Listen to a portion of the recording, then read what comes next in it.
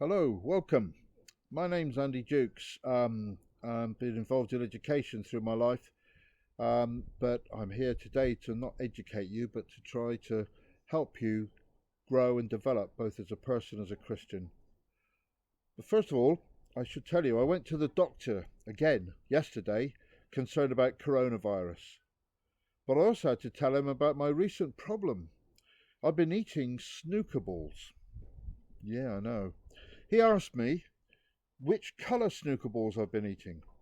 And I told the doctor, well, mainly pinks, blues and yellows. He said my problem was because I wasn't eating enough greens. Sorry. Okay, today I want us to think about what's most important. What's most important to you? What do you spend most of your time, energy and concern with? So I'm going to ask you today to think about your priorities. Last week, Andy and Carol spoke about Jesus being the cornerstone, the foundation of our lives, and in fact, of everything. And how, as the Apostle Peter said, we are the ones chosen by God, chosen for the high calling of priestly work, chosen to be a holy people, God's instruments to do his work and speak out for him, to tell others of the night and day difference he made for us, from nothing to something, from rejected to accepted. This is a wonderful, reassuring message, one I guarantee you we can trust. However, it's not always easy to accept the full truth of this, especially to have the confidence to speak out about our faith to our friends and family, and in particular when we're young and worry so much about what other people think of us. Now, building on this, literally, and moving into today's message, I want to use some materials here, so I'm just going to try and reverse the camera, I hope. I'm going to have to stop. Okay, right, now we got this glass or Pyrex dish here, bowl, and this is going to stand for your life. This is standing for your life. And over here we've got some big stones. These bigger stones stand for the most important things in your life. Things like family, friends, your hopes for the future, your health. And this biggest stone of all is Jesus, or your Christian faith, the foundation stone or cornerstone.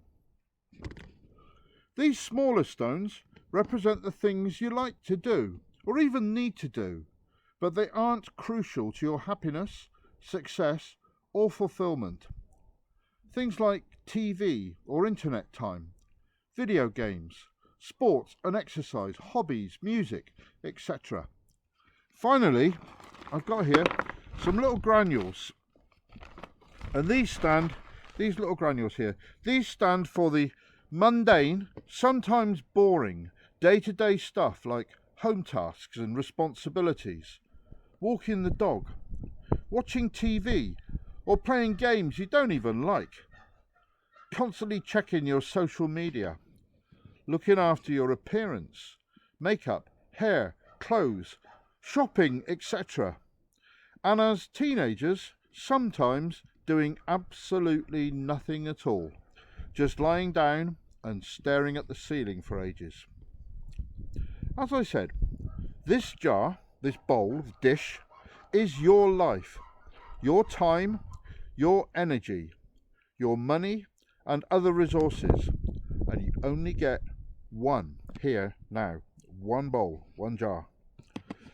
All these things may be different for different people. One person's rocks may be someone else's small granules.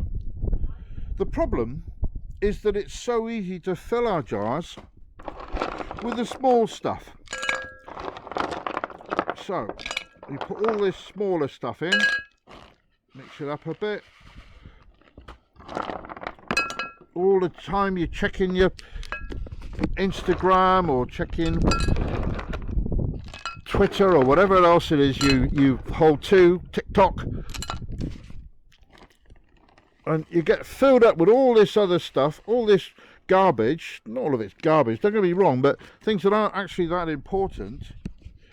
Things like, well, these are some examples. What everyone's talking about online. How Manchester United are getting on. What I should wear today. Fortnite games.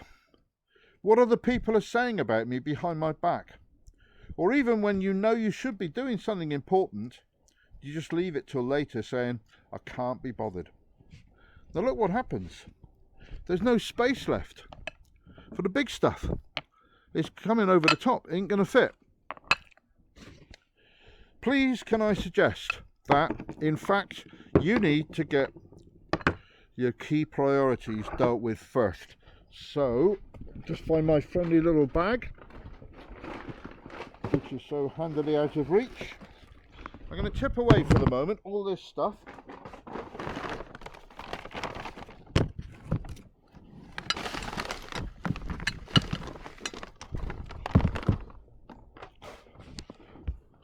So, we're going to get our key priorities dealt with first. And just for my own example, for me, this would include talking to God in prayer and reading my Bible. Spending time with other Christians, like doing this video.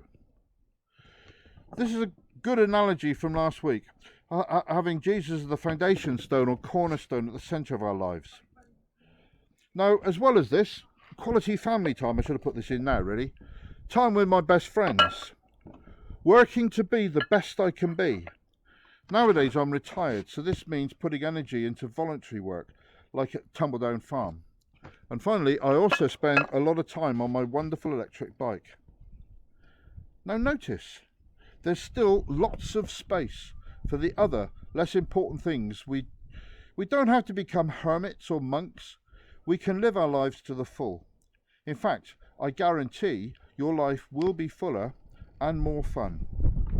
I'm just going to turn this camera around again. Okay, so I hope that worked. We'll see in a minute. So let's see what Peter has to say, the Apostle Peter. This is 1 Peter chapter 2, 11 to 17, reading from the Message. Friends, this world is not your home, so don't make yourselves cozy in it. Wow, in your face straight away. Scary, but absolutely right. This sad old world is not our home.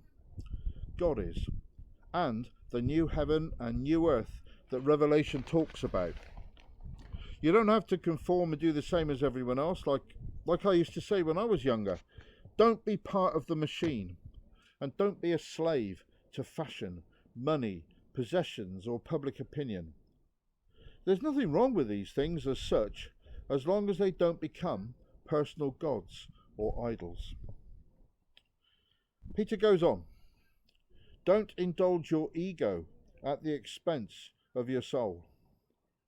Now your ego is important, if by that you mean your sense of self-worth and self-respect. But worrying all the time about what others think of us and comparing ourselves to others in cheap, unimportant stuff like how we look and how good we are at games or even maths. This is all what Solomon called chasing after the wind.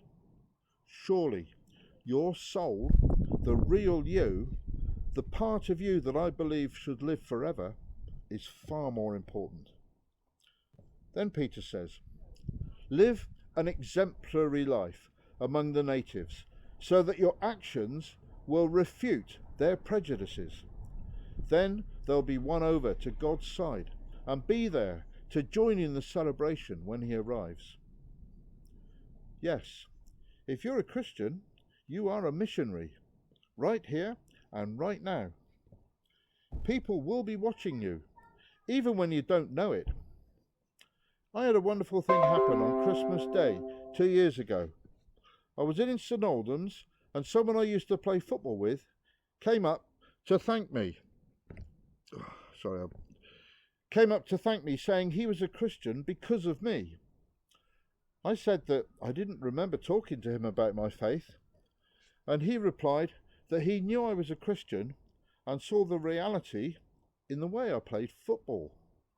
Oh goodness, go away. I've opened up thought for the day by mistake.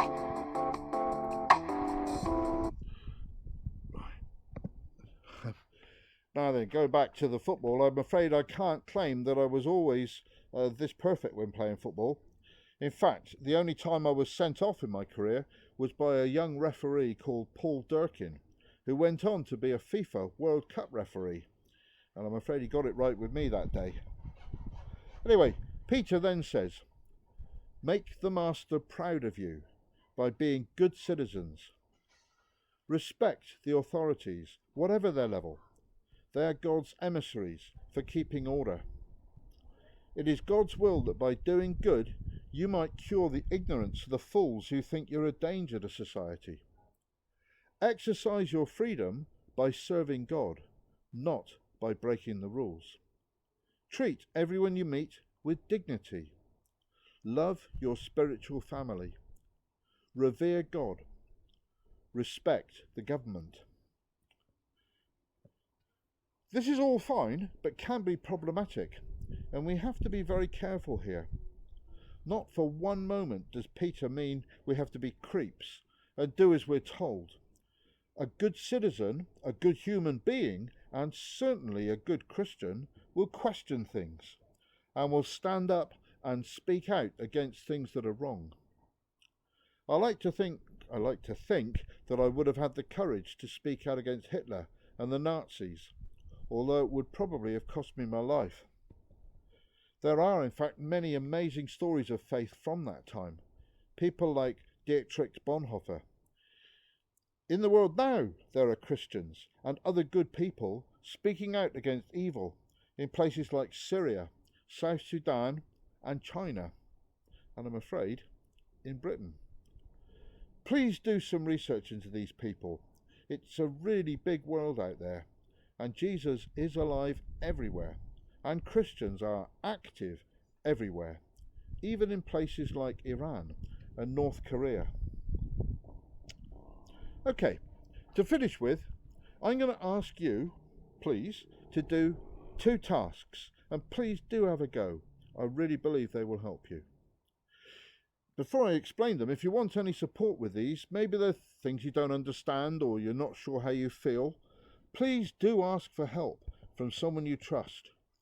Maybe a family member or a really good friend, or maybe Andy or Carol Penny, or someone in the church. You're very welcome to ask me too on the Keeping in Touch WhatsApp group, but please have a go. So first of all, I'm going to ask you to prioritise the list from Peter. Can you put the things Peter wrote about into the order of how important you think they are? I will publish them on the WhatsApp group, but the list is, these are: live a good life. Live so that other people see God working in your life. Make God proud. Be a good citizen. Respect authority. Exercise freedom. Don't break the rules. Treat other people with respect. Love other Christians. Revere God. Respect the government. Now, I know some of these mean basically the same thing. I also know that some watching this may not be Christians or be a bit unsure. I respect that totally.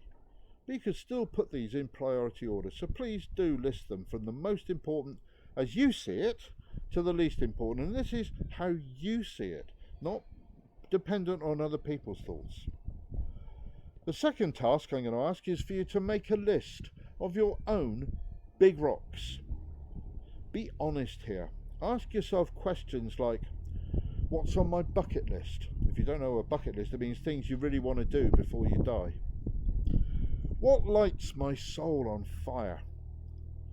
What are my dreams? And when it comes right down to it, what matters most to me? I mean you. Please spend some time on this. You really matter, both to God and to the world. And what you think and care about matters every bit as much as the Queen, Boris Johnson, Mickey Mouse, or anyone else. If you've got time, you might want to consider what are the small stones and granules in your life that can get in the way and can fill your bowl with garbage, or your jar, your life. As I just said, do consider talking to someone about this and talking to God about it too. God bless you. Stay safe and well.